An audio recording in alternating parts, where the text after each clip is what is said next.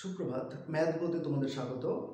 গত ভিডিওতে আমরা লম্ববৃত্তাকার চোঙের যেই সমস্ত বিষয়গুলো পরীক্ষাতে আসে তার সূত্রগুলো কিভাবে ডিরাইভ করতে হয়, কিভাবে মনে রাখতে হয়, কি করে এসেছে সেই বিষয়গুলো জেনেছি। আজকে আমরা লম্ববৃত্তাকার চোঙ সম্পর্কিত সমস্যার সমাধানগুলো করব। চলো শুরু করি।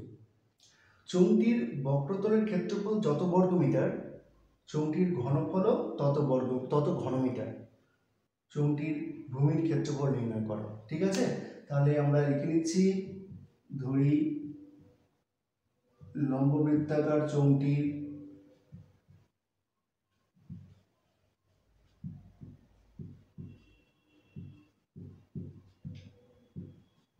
ভূমির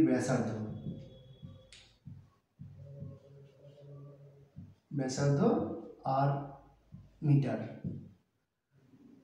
এবং উচ্চতা h মিটার। প্রথমে কি বলেছে, তাহলে অতএব চোঙটির বক্রতলের ক্ষেত্রফল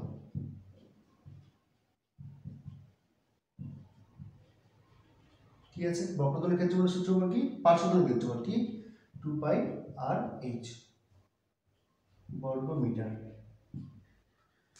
চোঙটির ঘনফল বা আয়তন কি হবে, পাই আর স্কোয়ার h ঘনমিটার। প্রথম শর্তটা কি বলেছে, এই বক্রতলের ক্ষেত্রফল আর ঘনফলটা কি সমান, তাহলে শর্ত অনুসারে কি হবে, pi r square h equals to 2 pi r h। খেয়াল করে দেখো, পাই পাই ক্যান্সেল হলো, এটা আর এখানকার পাওয়ারটা ক্যান্সেল হলো, h h ক্যান্সেল হলো, তাহলে আর সমান কত হলো, 2। ঠিক আছে, তাহলে অতএব ভূমির ক্ষেত্রফল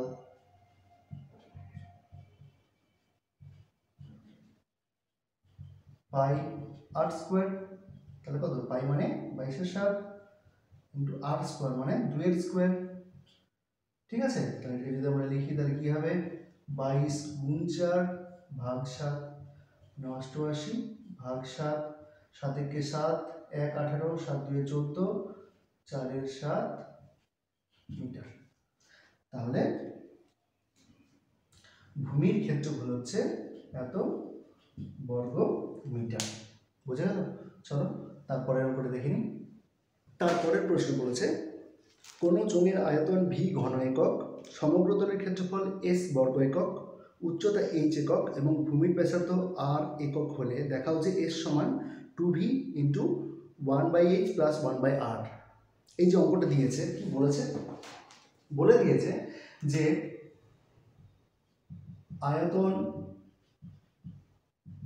v ঘন একক। ঠিক আছে, আয়তন v ঘন একক। আর কি বলেছে, সমগ্র তলের ক্ষেত্রফল কত বলে দিয়েছে, s বর্গ একক। ঠিক আছে, আর ব্যাসার্ধ বলেছে কত, r একক। উচ্চতা বলেছে h একক। ঠিক আছে, উচ্চতা কত বলেছে, h একক। তাহলে আমরা এদের মধ্যে পারস্পরিক সম্পর্কটা দেখে নেব। ঠিক আছে, তাহলে আয়তন কত বলেছে, v একক, তাহলে অতএব v সমান কি হবে, পাই আর স্কোয়ার h, এটা হচ্ছে 1 নম্বর। s সমান কি বলেছে, সমগ্র তলের ক্ষেত্রফল মানে কি 2 পাই আর ইন্টু আর প্লাস h, 2 নম্বর সমীকরণ।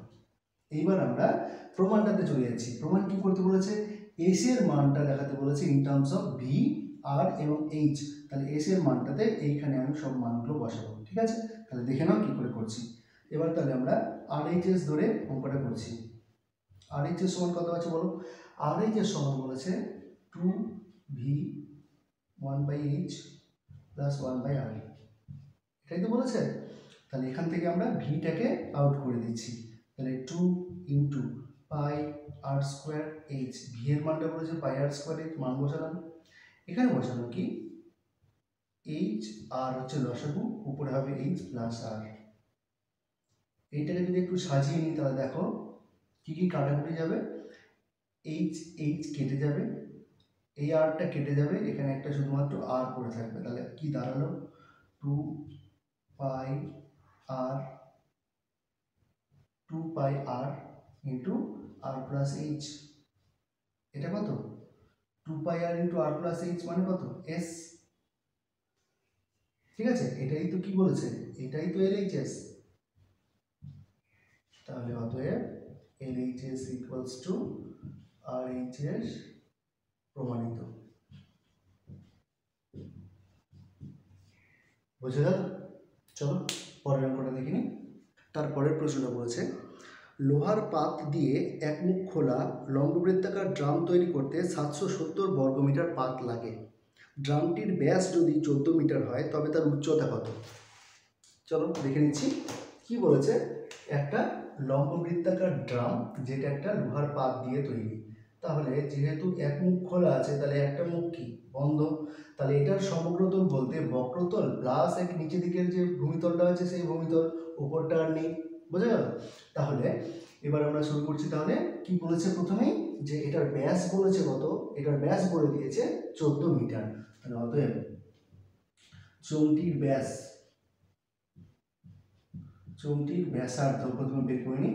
চোঙটির ব্যাসার্ধ সমান হচ্ছে কত, 14/2। এটার মান তো 8, 8 সমান 14/2 মানে 7 মিটার। তাহলে চোঙটার ব্যাসার্ধ কত, 7 মিটার। বলেছে এই চোঙটা তৈরি করতে 770 বর্গমিটার পাত লেগেছে। তাহলে অতএব লিখে দিই, তাহলে এক মুখ খোলা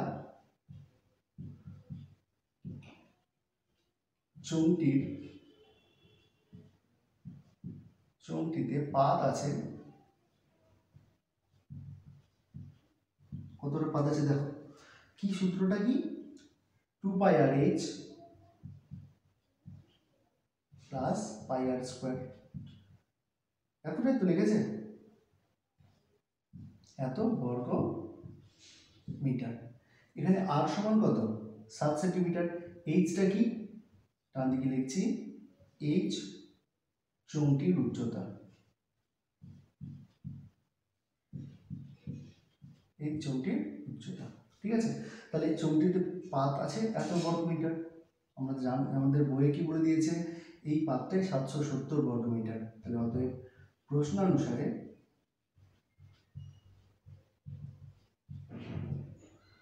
টু পাই আর এইচ প্লাস পাই আর স্কোয়ার সমান হচ্ছে 770। এইবার দেখো এইখান থেকে কি করব, আমরা কি কমন নিতে পারবো, দেখো 2 ইন্টু 22/7 ইন্টু 2 ইন্টু এইচ, আর এর মান বসালাম, আর এর মান কত, 7, সরি। এইখানে কি করব, আর এর মানটা বসিয়ে দেবো। তাহলে দেখো কি হচ্ছে, 2 into 22/7 into 7 into H minus 22/7, sorry plus 22/7 into 7 into 7 সমান 770। এইটাকে যদি আমরা সাজিয়ে নিই তাহলে কি হবে দেখো, এই 7 কাটলো, এই 7 কাটলো, তাহলে 22 গুণ 7 এখানেও 22 গুণ, আর এখানে কত 2, 22 2 44, তাহলে 44 এইচ সমান হচ্ছে 770 বিয়োগ 22 7 7 2 14, 7 2 14 আর 15, 154। বুঝে গেছে? তাহলে এটা কি হবে, এইচ সমান কি হবে, 104 কত দিলে 10, 6 দিলে 10, হাতে কত থাকলো, 4 কত দিলে 10, 6 দিলে 10, হাতে থাকলো 1, 5 আর 1 6, 6 কত দিলে 7, 1 দিলে 1 কত দিলে 7, 6 দিলে 616 বাই হচ্ছে 44। এইটাকে যদি আমরা একটু সাজাই তাহলে কি দেখতে পাবো দেখো, এইচ সমান হচ্ছে, তাহলে এবার কাটাকুটি করছি, 4 দিয়ে 4 11 44, 4 1 4, 4 5 20, 4 4 16, 154। এবার 11 দিয়ে কাটাকুটি করলে 11 1 11, 11 4 44, তাহলে এইচ সমান কত, 14। তাহলে অতএব চোঙটির উচ্চতা কত, 14 মিটার। বোঝা গেল? চলো নেক্সট। তারপরে খুব সুন্দর একটা অঙ্ক, একটি লম্ববৃত্তাকার চোঙের উচ্চতা এবং ভূমির ব্যাসার্ধের অনুপাত 3:1। চৌকির আয়তন 1029 পাই ঘনসেমি হলে চৌকির সমগ্র তলের ক্ষেত্রফল নির্ণয় করা। ঠিক আছে, অঙ্কটা মাধ্যমিক 2014-তে অঙ্কটা এসেছিল। কি বলছে, লম্ববৃত্তাকার বলছে একটা লম্ববৃত্তাকার চৌকের উচ্চতা এবং ভূমির ব্যাসার্ধের অনুপাত হচ্ছে 3:1। উচ্চতা এবং ভূমির ব্যাসার্ধের অনুপাত 3:1। আমরা ছবিটা এঁকে নিচ্ছি। যেহেতু বলে দিয়েছে যে উচ্চতা এবং ভূমির ব্যাসার্ধ এদের অনুপাত বলেছে কত, 3:1। তাহলে প্রথমে আমরা ধরে নিচ্ছি আর লিখছি ধরি চৌকির উচ্চতা ও ভূমির ব্যাসার্ধ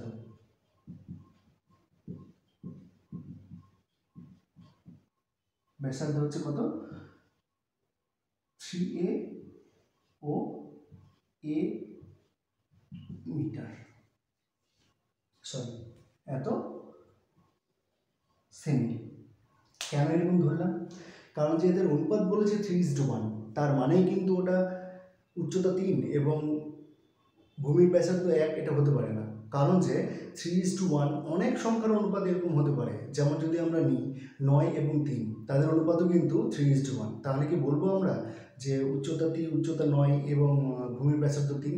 এটা হতে পারে, এইরকম অনেক হতে পারে। তার জন্য আমরা জেনারেল একটা ফর্ম নিয়ে নিচ্ছি যে 3a এবং a সেন্টিমিটার। তাহলে ভূমির ব্যাসার্ধ হচ্ছে a সেন্টিমিটার, উচ্চতা বলছে 3a সেন্টিমিটার। এইবার কি বলছে, চৌকিটার আয়তন বলছে 1029 পাই। চৌকিটার আয়তন কত বলছে, 1029 পাই। তাহলে অতএব এখান থেকে তাহলে আমরা চৌকির আয়তন বের করব। অতএব চৌকির আয়তন, এখান থেকে চৌকিটার আয়তন বের করবো। দেখো চৌকিটার আয়তন বের করতে গেলে কি সূত্রটা আছে, পাই আর স্কোয়ার এইচ। যেখানে কি পাই আর স্কোয়ার মানে ভূমির ব্যাসার্ধ, তার স্কোয়ার, ভূমির ব্যাসার্ধ কত এখানে বলছে a, তাহলে a square into H. H মানে উচ্চতা কত, 3a। তাহলে কত হলো, 3a কিউব পাই ঘন সেমি। এটা কি বলছে, চৌকিটার আয়তন। আর আমাদের প্রশ্নতে বলে দিয়েছে চৌকিটার আয়তন হচ্ছে 1029 পাই। তাহলে শর্তানুসারে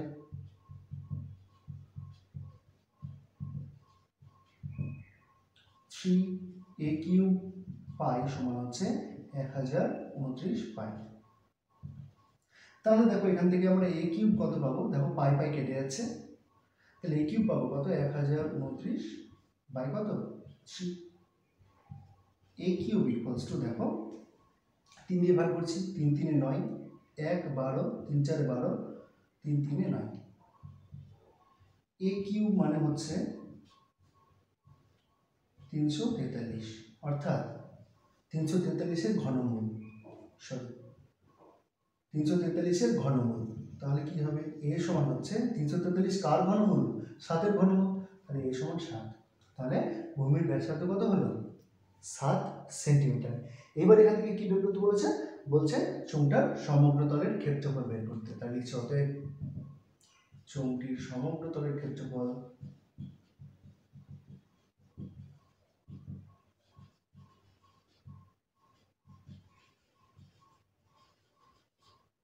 চৌকিটার সমগ্র তলের ক্ষেত্রফল কি, 2 পাই আর ইন্টু আর প্লাস এইচ। ঠিক আছে, তাহলে 2 22-এর 7, আর এর মান হচ্ছে 7, অর্থাৎ ব্যাসার্ধ হচ্ছে 7, 7 যোগ এইচ মানে কত, 3a। তাহলে 3a, 3 ইন্টু 7, বুঝে গেল। তাহলে কত হবে, 7 7 কেটে গেল, 2 গুণ 22 গুণ হচ্ছে 3 ইন্টু 7 আর 1 ইন্টু 7 মানে 4 ইন্টু 7, বুঝে গেল এটা। তাহলে 22 4 88, 88 2 176 গুণ হচ্ছে কত, 7। খেয়াল করে দেখো, 22 4 88, 88 2 176। এবার 176 7-এ 742 2 হাতে কত হলো 4, 7 7 49 আর 4 53 3 হাতে কত হলো 5, 7 থেকে 7 আর 5 12, 1232 বর্গ সেমি। বুঝে গেল, বুঝে গেছে অঙ্কটা। তাহলে চলো তাহলে পরের অঙ্কটা দেখে নিই। দেখো অঙ্কটাতে কি বলেছে, বলেছে যে একটা 14 সেমি ব্যাস বিশিষ্ট একটা জারের মধ্যে 11.2 সেমি ব্যাস বিশিষ্ট এবং 10 সেমি উচ্চতা বিশিষ্ট একটা লম্ববৃত্তাকার নিরেট চোঙ আকৃতি কোনো একটা বস্তুকে এই চোঙের মধ্যে সম্পূর্ণ ডোবানো হলো। ঠিক আছে, সম্পূর্ণ ডোবানোর ফলে জলতল কিছুটা উপর দিকে উঠে গেছে। এই জলতলের পরিমাণটা নির্ণয় করতে বলেছে। ঠিক আছে, তাহলে আমরা যদি খেয়াল করি তাহলে দেখব এইখানে যে জলটা যতটুকু পর্যন্ত ছিল এখান থেকে বৃদ্ধি পেয়েছে জলটা কিসের জন্য? এই পরিমাণ অর্থাৎ এই নিরেট চোখটা এখানে ডোবানোর জন্য। তাহলে যতটুকু জল বেড়ে যাবে অর্থাৎ যতটুকু উচ্চতা বাড়বে সেই পরিমাণ উচ্চতার যে আয়তন এবং এই নিরেট চোঙের আয়তন তাহলে কি হবে? সমান হবে। বোঝা গেল? এই শর্তটাকে কাজে লাগিয়ে আমরা এই অঙ্কটাকে করব। তাহলে দেখে নিচ্ছি। আমরা প্রথমে এই দুটোর ব্যাসার্ধ বের করে নিচ্ছি। তাই লিখছি অতএব বড় চোঙাকৃতি পাত্রের ব্যাসার্ধ দেখো ব্যাসার্ধ কি বের করছি? 14 সেমি। তাহলে 14/2 কত? 7 সেমি। এবং নিরেট চোঙাকৃতি বস্তুটির ব্যাসার্ধ কত হবে? 11.2/2। তাহলে কত? 2 × 5 = 10, 2 × 5 = 10, 1 নামলো, 2 × 6 = 12, এত সেমি। তাহলে এটার ব্যাসার্ধ কত? 5.6 সেমি। পাত্রের ব্যাসার্ধ কত? 7 সেন্টিমিটার। ঠিক আছে, ধরি পাত্রটিতে বস্তুটি ডোবানোর ফলে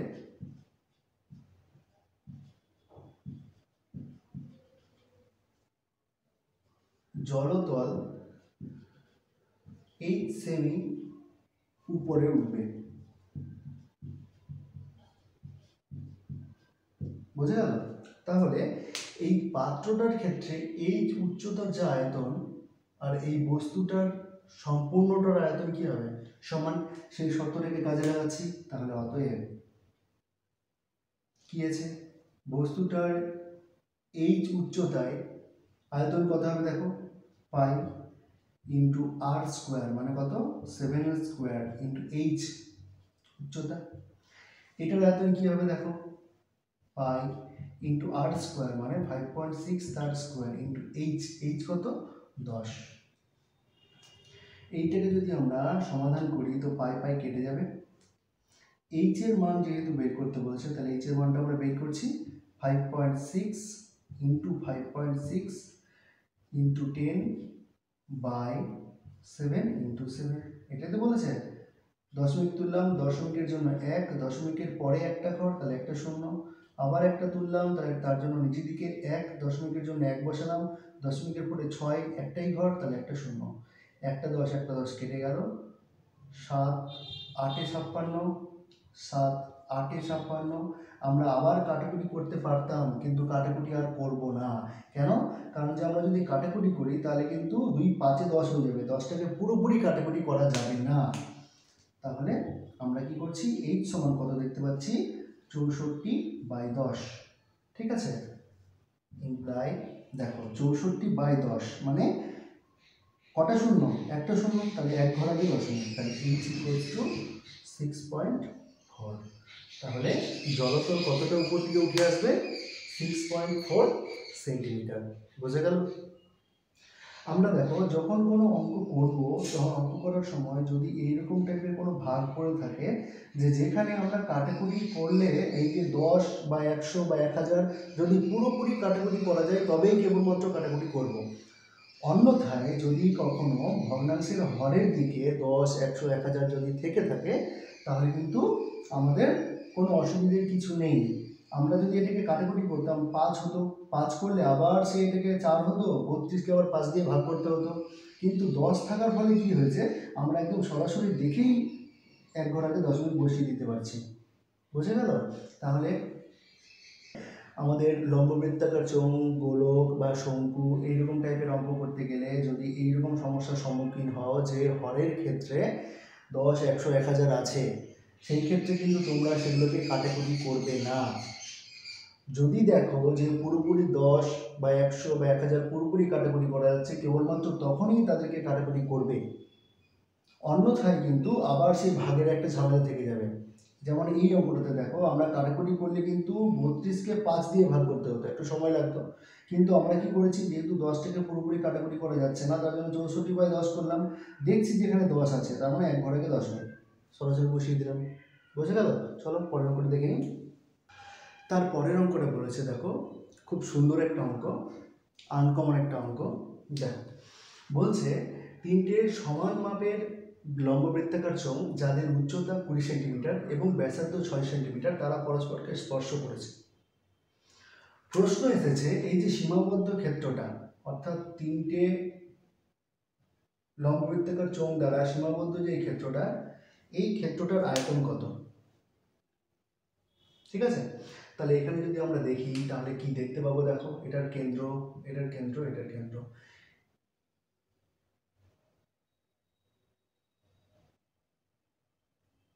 দেখো তাহলে এর ব্যাসার্ধ হচ্ছে 6, এটারও 6, এটারও 6, এটারও 6, এটারও 6, এটারও 6, এটারও 6। তাহলে দেখো আমরা একটা কি পেলাম, সমবাহু ত্রিভুজ পেলাম না? সমবাহু ত্রিভুজের ক্ষেত্রে এই কোণটা কত, 60 ডিগ্রি, এই কোণটা কত, 60 ডিগ্রি, এটা হচ্ছে 60 ডিগ্রি। বোঝা গেল? তাহলে সমবাহু ত্রিভুজের 3টে বাহু আমরা জানি, তাহলে সমবাহু ত্রিভুজের ক্ষেত্রফলটা বের করতে পারবো না? দেখাচ্ছি। তাহলে অতএব 3টি লম্ব বৃত্তাকার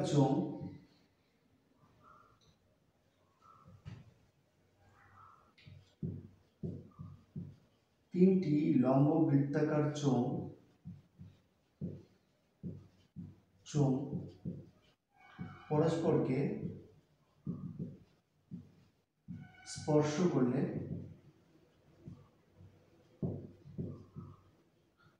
তাদের কেন্দ্রবিন্দুগুলি 12 সেমি বাহু বিশিষ্ট সমবাহু ত্রিভুজ উৎপন্ন করে।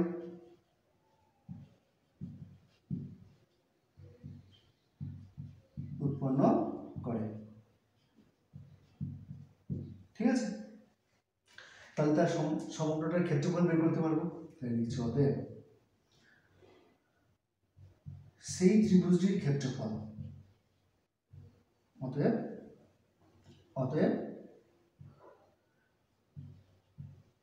কেন্দ্রবিন্দু ত্রয় দ্বারা গঠিত ত্রিভুজের ক্ষেত্রফল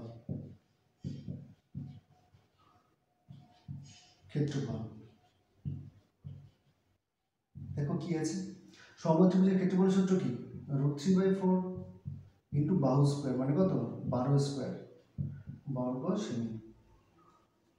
এটা হচ্ছে কি এই সম্পূর্ণ ত্রিভুজটার ক্ষেত্রফল।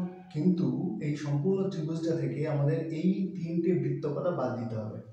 খেয়াল করে দেখো, এই 3টে বৃত্তকলা, অর্থাৎ এটার সঙ্গে যদি আরেকটা বৃত্তকলা এরকম যোগ করি, তার সঙ্গে যদি আরেকটা বৃত্তকলা এরকম যোগ করি, তাহলে কিন্তু একটা অর্ধবৃত্ত তৈরি হয়ে যায় না?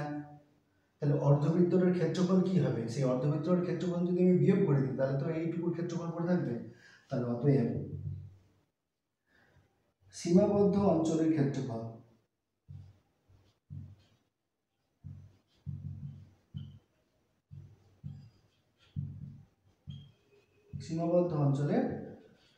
কি হবে দেখো, তাহলে সীমাবদ্ধ অঞ্চলের ক্ষেত্রফল হবে এই সম্পূর্ণ ক্ষেত্রফলটা থেকে একটা অর্ধবৃত্তের ক্ষেত্রফল বিয়োগ।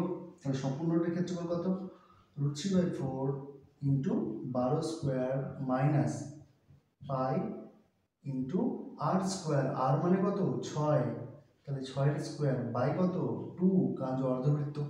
সম্পূর্ণটার ক্ষেত্রফল কত, পাই স্কোয়ার, তাহলে অর্ধেকটার ক্ষেত্রফল কত, পাই ইন্টু 6 স্কোয়ার বাই 2। এইবার দেখো এটা তাহলে আমরা কি পেলাম, এত বর্গ সেমি। আমাকে বলেছে এই সীমাবদ্ধ অঞ্চলের ক্ষেত্রফল বের করতে। তাহলে এই অঞ্চলটায় যদি আমি এরকম করে উঁচু করতে করতে 20 সেন্টিমিটার পর্যন্ত নিয়ে আসি, তাহলেই তো এই সীমাবদ্ধ অঞ্চলের আয়তনটা বেরিয়ে যাবে। তাহলে অতএব সীমাবদ্ধ অঞ্চলের আয়তন সমান √3/4 into 12 square minus 22/7 into 6 square into 2। এটাকে কত দিয়ে গুণ, 20 দিয়ে গুণ, যেহেতু উচ্চতা 20, বুঝে গেল। এটা 4কে কেটে দিচ্ছি, তাহলে এখানে পড়ে থাকবে কত, একটা 12 গুণ 3। এখানে কি পড়ে থাকবে দেখো, এটাকে যদি আমরা পাই লিখি, তাহলে পড়ে থাকবে 2 দিয়ে যদি কাটি তাহলে একটা 6 পড়ে থাকবে, একটা 3 পড়ে থাকবে। তাহলে কি হলো দেখো, 36 √3 মাইনাস 18 পাই ইন্টু 20। 18 কমন নিলাম, ইন্টু 20 তো ছিলই, তাহলে 2√3 মাইনাস পাই কত হলো 360 ইন্টু 2√3 মাইনাস পাই, এত সেমি কিউব। বুঝে গেল? ঠিক আছে, তাহলে আজকের ভিডিওটা এই পর্যন্তই। যদি তোমাদের লম্ববৃত্তাকার চোঙ সম্পর্কিত কোনো সমস্যা থেকে থাকে তাহলে তোমরা অবশ্যই কমেন্ট করে জানাবে। তাহলে আজকের ভিডিওটা এই পর্যন্তই। যদি তোমাদের লম্ববৃত্তাকার চোঙ সম্পর্কিত কোনোরূপ সমস্যা থেকে থাকে তাহলে তোমরা অবশ্যই কমেন্ট করে জানাবে, আমি যথাসম্ভব উত্তর দেওয়ার চেষ্টা করব। ততক্ষণ পর্যন্ত ভালো থেকো, সুস্থ থেকো। যদি চ্যানেলে নতুন হয়ে থাকো তাহলে অবশ্যই সাবস্ক্রাইব করে সাথে থেকো।